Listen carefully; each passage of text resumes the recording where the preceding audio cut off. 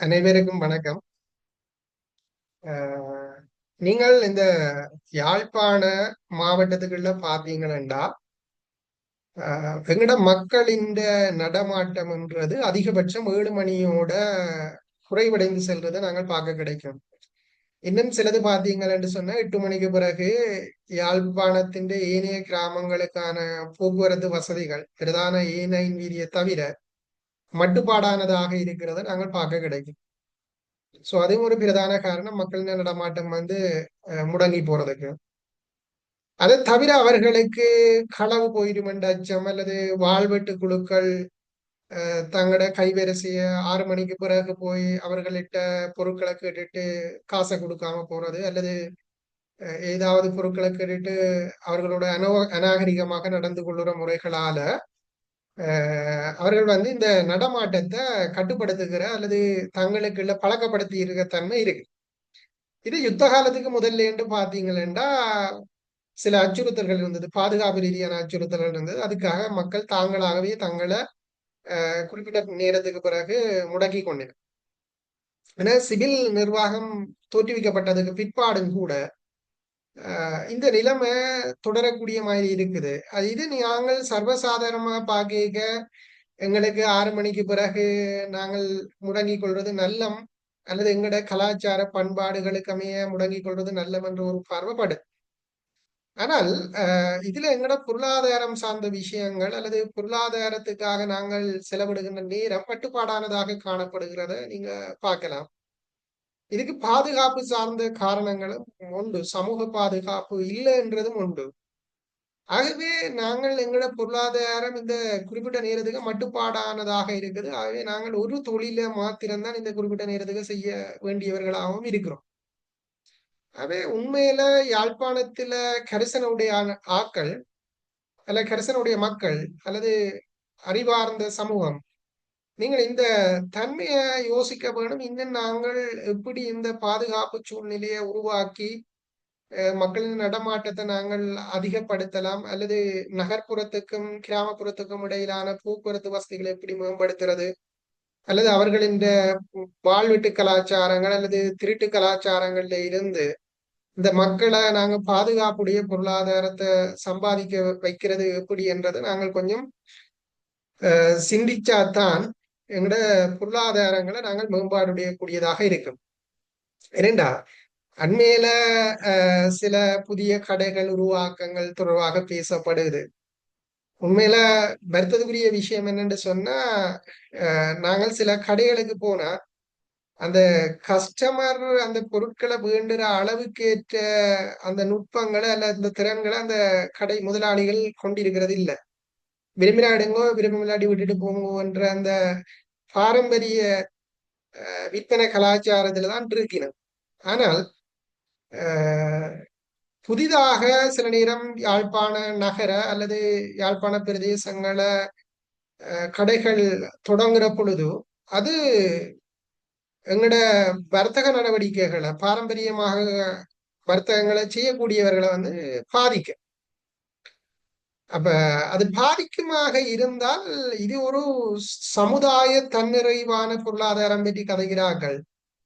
இந்த பல் தேசிய கம்பெனிகள் அல்லது யாழ்ப்பாண பிரதேசத்துக்கு வெளியால இருந்து வணிகம் செய்யக்கூடிய கடைகள் யாழ்ப்பாண பிரதேசத்துக்கு ஊடுருவுகிற பொழுது இந்த இங்க சம்பாதிக்கப்படுகின்ற பணம் மிக பெருமளவில வெளியில போறதுக்கான வாய்ப்பு இருக்குது.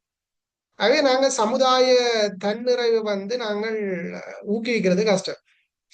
இது ஒரு இண்டஸ்ட்ரியலா இருந்தா அது வேற பிரச்சனை. அதுக்கு அந்த கம்பெனி முதலீடு செய்யும், இயந்திரங்களுக்கு முதலீடு செய்யும். சோ அந்த முதலீடுகளை எங்கட மக்களால முதலிட வேண்டிய சூழ்நிலை இருக்குது. ஆகவே அவர்களின் கெப்பாசிட்டி சில நேரம் போதுமானதாக இருக்காது.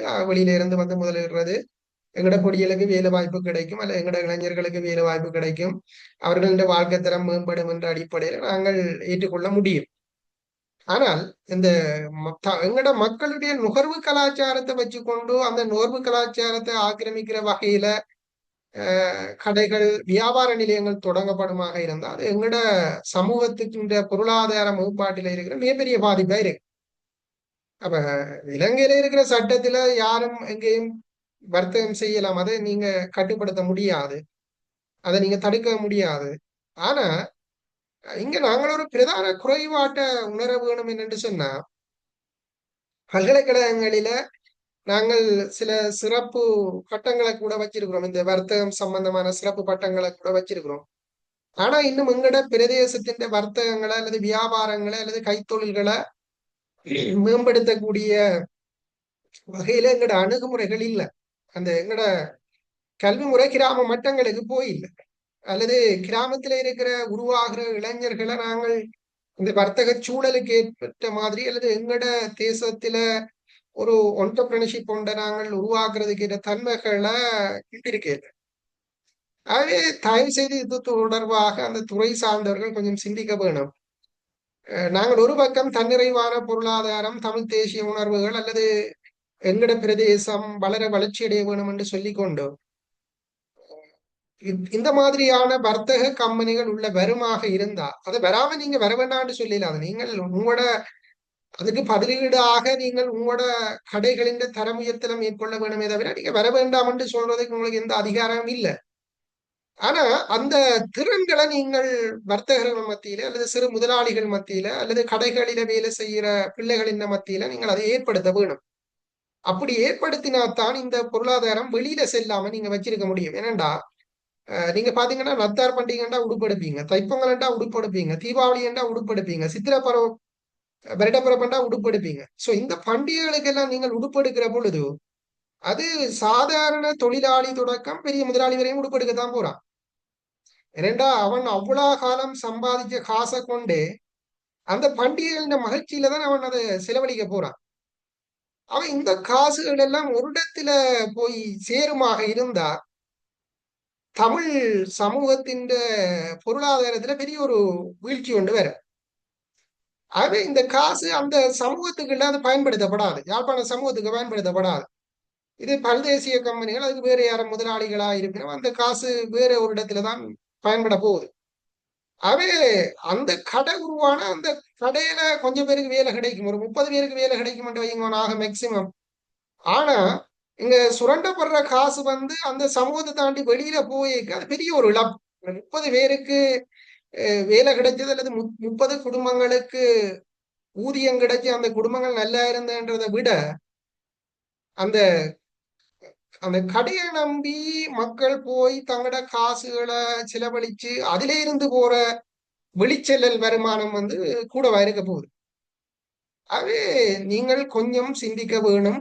இந்த வர்த்தக துறையில இருக்கிறார்கள், இந்த கடையில இருக்கிற முதலாளிகளை, சிறு முதலாளிகளை எப்படி நாங்கள் ஸ்ட்ரென்த் பண்ணுறது அல்லது பெருமுதலாளிகளை ஸ்ட்ரென்த் பண்றது. நீங்கள் காசு ஒன்றும் கொடுக்க தேவையில்லை, அவங்க இருக்கிற வருமானத்தை அவங்களோட என்டர்பிரினர்ஷிப்பை எப்படி நாங்கள் டெவலப் பண்றது அல்லது என்ன ஸ்ட்ராட்டஜியில நாங்கள் அதை எம்பவர் பண்ண வேணும் அல்லது இன்கம் எப்படி கூப்பிட வேணும் அல்லது கஸ்டமரை எப்படி நாங்கள் கஸ்டமரை உள்ளிக்க வேணும் அல்லது கன்சூமர் பெட்டனை எப்படி நாங்கள் பார்க்க வேணும் அல்லது முதல்களை நாங்கள் எப்படி உள்வாங்க வேணும் அல்லது அவன் கடைகளை பிறப்பிக்க போறான்டா குறைந்த வட்டியிலான கடன்களை எப்படி பெற்றுக்கொள்ளலாம் அல்லது மூலப்பொருட்களை எங்கே பெறலாம் அல்லது அதை முடிவு பொருட்களா அவன் ஆடைகளில குறிப்பாக மாற்றேண்டா அதுக்கான சிமோல் இண்டஸ்ட்ரியில நாங்கள் எப்படி உருவாக்க வேணும்ன்றதுல கொஞ்சம் கன்சர்ன் எடுக்க வேணும்.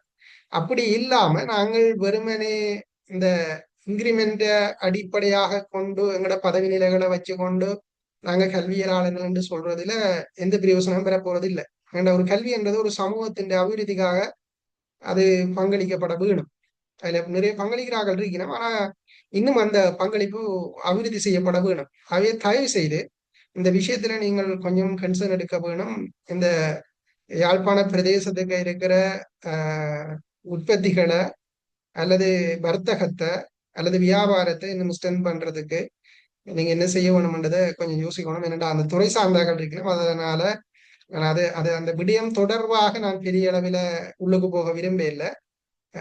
ஆனா இப்படி ஒரு பிரச்சனை கொண்டு இருக்குன்றதை நீங்க விளங்கி கொள்ள வேணும். என்னண்டா அதிகமாக வெளிச்செல்லல் வருமானம் அல்லது வெளிச்செல்லல் பணம் செல்லக்கூடிய இடம் ஆடைத்துறையா இருக்குது. ஆகவே அந்த ஆடைத்துறைக்காக மக்கள் ஹாப்பினஸுக்காக அதை செலவழிக்கிறார்கள் நிறைய பேர் இருக்கணும், ஃபேஷனுக்காக செலவழிக்கிறார்கள் நிறைய பேர் இருக்கணும். ஸோ அப்ப அதனால நிறைய காசு யாழ்ப்பாணத்துல இருந்து வெளியில போக போகுது. அதை நீங்க எப்படி பொறிமுறைக்குள்ள கொண்டு வந்து தேசிய காப்பாற்ற போறீங்கன்றதை கொஞ்சம் சிந்திச்சா நல்ல. இது நான் யாருக்கும் எதிரானது இல்லை, தயவு செய்து. இது எங்கட சமூகத்தின் தன்னிறைவான பொருளாதாரத்தை ஊக்குவிக்கிறதுக்கு. இதுல மாற்று கருத்துக்கள் இருக்கும். நீங்க மாற்று கருத்துக்களை தாராளமா நாகரிகமா நீங்க பதிவிடலாம், அதுல ஒரு பிரச்சனை இல்லை. ஸோ அறிவுன்றது பகிரப்பட்டா தானே மாற்று கருத்துக்களுக்கு நாங்கள் மதிப்பளிக்க வேணும். நான் சொல்றதான் சரியான விஷயமா இருக்கும் வேணுமென்ற எந்த நிபந்தனையும் இல்லை. நீங்க உங்களோட கருத்துக்களை சொல்லுங்க, நாங்கள் யோசிப்போம். ஆனால் என்னை பொறுத்தவரையும் இப்ப இருக்கிற நிலைப்பாட்டின்படி இந்த மாற்றத்தை நாங்க செய்யணும். இல்லையென்றா எங்களோட பொருளாதாரம் நிறைய வெளியில போயிடும் என்ற ஒரு எண்ணப்பாடு இருக்குது. நல்ல, தேங்க்யூ.